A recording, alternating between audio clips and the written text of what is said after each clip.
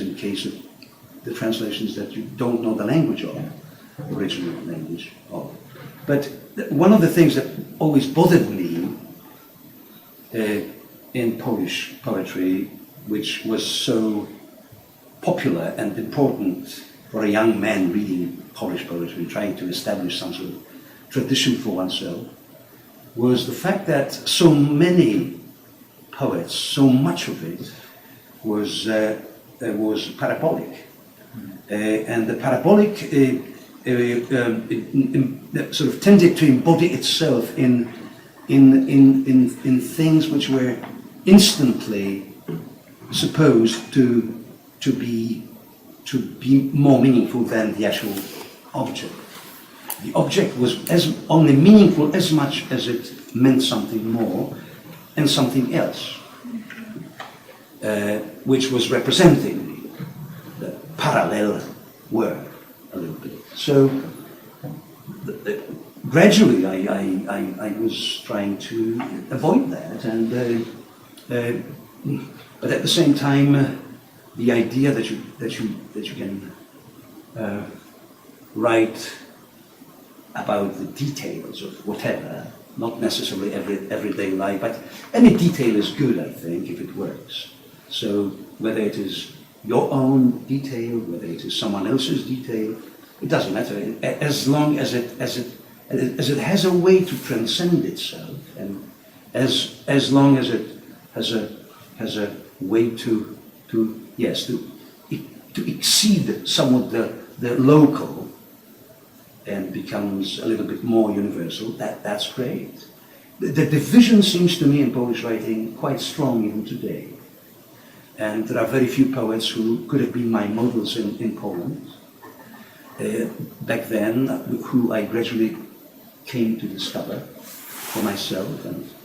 And among them, certainly one of the most important people that for me would have been Alexander Watt in the older days, and also Miron Białoszewski in the newer days. And I'm mentioning the two names that are somewhat known in the English language. There is a number of others, the two who are terrific in that. And there was also a little bit of the experiment in it, in what I thought I was doing in Polish. A little bit of the, of trying to move in such a way in the language that it would be the language that would be somewhat odd and off, and perhaps interesting, but that would connect the basic classical aspirations of anybody writing from Sappho and Catullus, I guess. Yes, that's basically it. To connect the intriguing ways the language can demonstrate how it behaves and how it tends to behave, allow it to behave a little bit, run it, but not too much. Allow it to have its own say, and look at it later with more or less surprise, and decide whether that place where the language took you is fun. Mm-hmm. And the word fun in the most common way. It should be like touch. It cannot be. It just cannot be pompous, right? That was also part of the polemics. It cannot be pompous. It cannot be authoritarian and showing you the lesson that the poet has to offer to the nation. I always didn't give a damn about that. I couldn't give a damn about that. I was always very negatively disposed to that. There were years, decades for me, that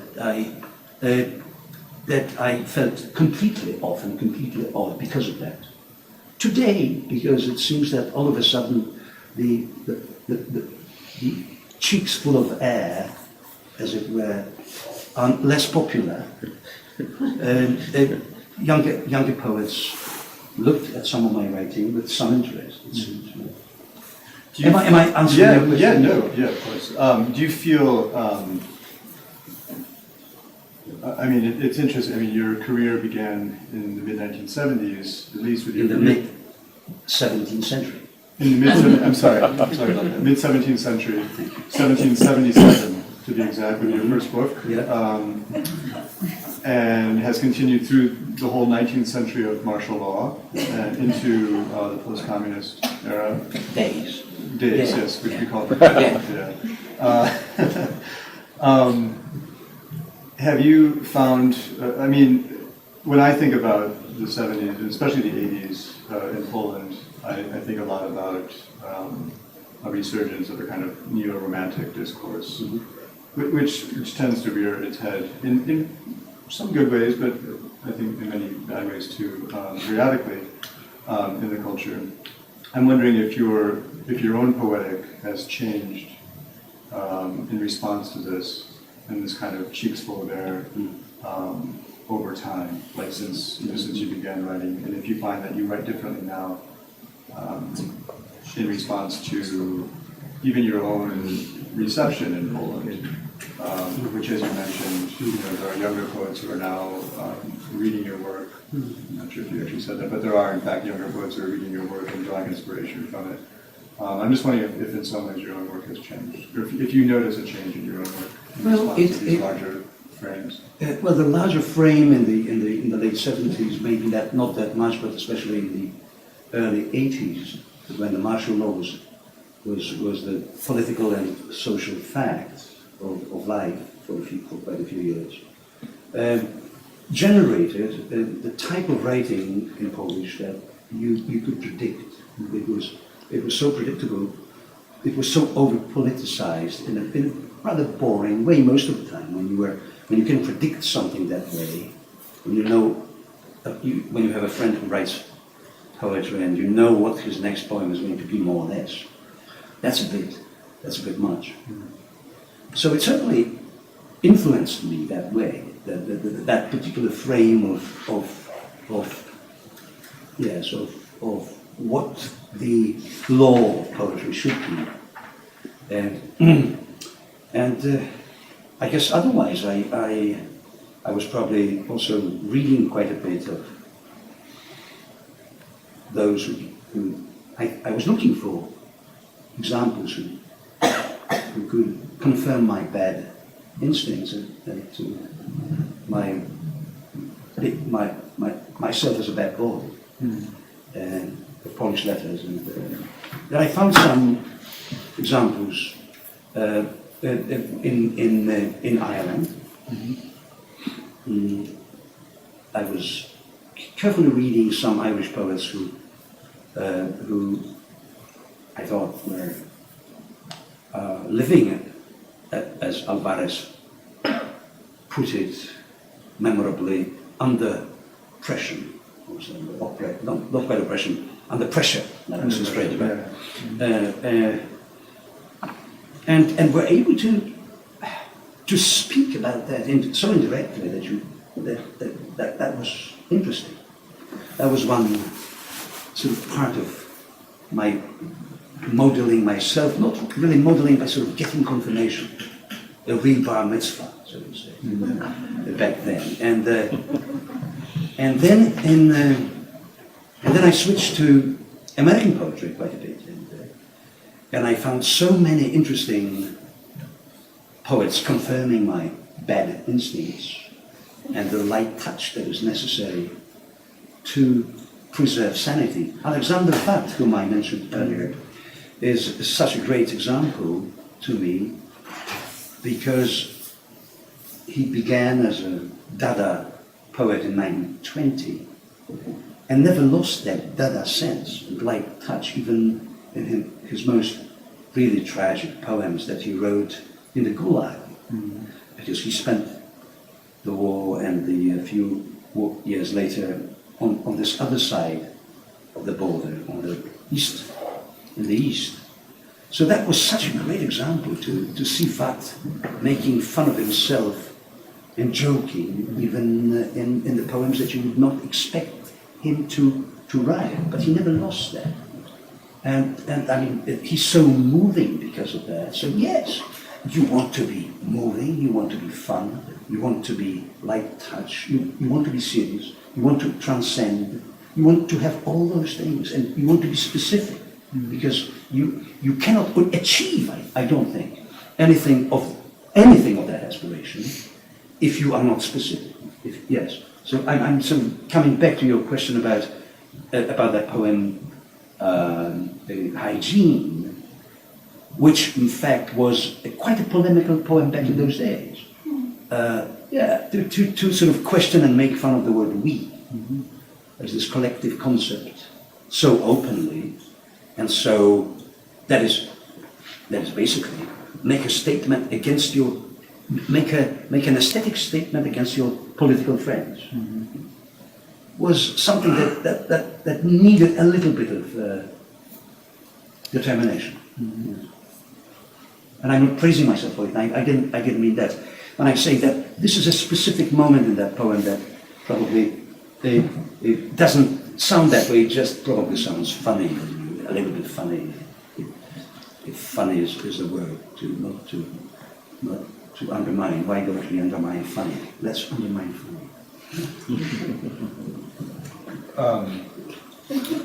Well, I'm thinking about somebody I know mentioned recently.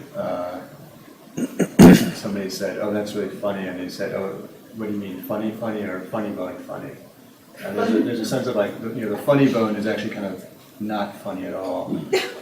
But there's a way in which the humor where you recognize that it's humorous, but you don't actually laugh is a very funny kind of humor. I want to actually, what you were saying about the hygiene poem, there's the other poem, which you also read about the old days, the poem from the old days, which is more recognizable, as a political poem. The lemon poem. The lemon poem. What's interesting to me in that poem is the way in which you, at the very beginning, you say Anya brought these lemon, from France. She had to decide whether she was going to stay or return. And the political is, it prefaces the entire poem. There's a political decision that this person in the poem has to decide to make, which everybody recognizes, and so they put it out. The first line is, again I've seen a genuine lemon. Exactly. Again I've seen a genuine lemon, right? And then you have, so everything is very political at the very beginning. There's a political situation. But at the end of the poem, it becomes about an engagement with an object and this relationship to an object, which in a sense is a kind of something I noticed. Again and again throughout your poems is this sense. There's another line in another poem where you say, "Objects tame us with touch." Right? There's a sense of touching things and being engaged with things. And what I'm trying to get at is, it seems in a lot of your poems there's a very concentrated engagement with the question of syntax and the question of things touching each other and what that means with connectivity.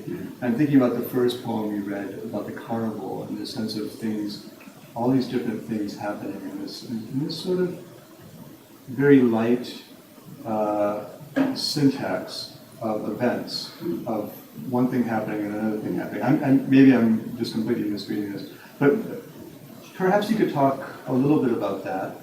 And I want to add something to it. You've mentioned your own influences, or the people you've looked at, like Bach and Jaroszewski. And another person I'd like to ask you about is Wysotsky in a second. But there's a Polish critic named Jakub Ekier who has written what I think is a fairly good essay about your work, where he makes a connection with Hölderlin. And I can't remember that. I read this essay, but I can't remember. Sure. One thing about Hölderlin's work that has always interested me is the relationship between meter, rhythm, and syntax, especially in his odes. So I guess on some level I'm curious, not just about syntax, but in the syntax of things touching each other in the poems.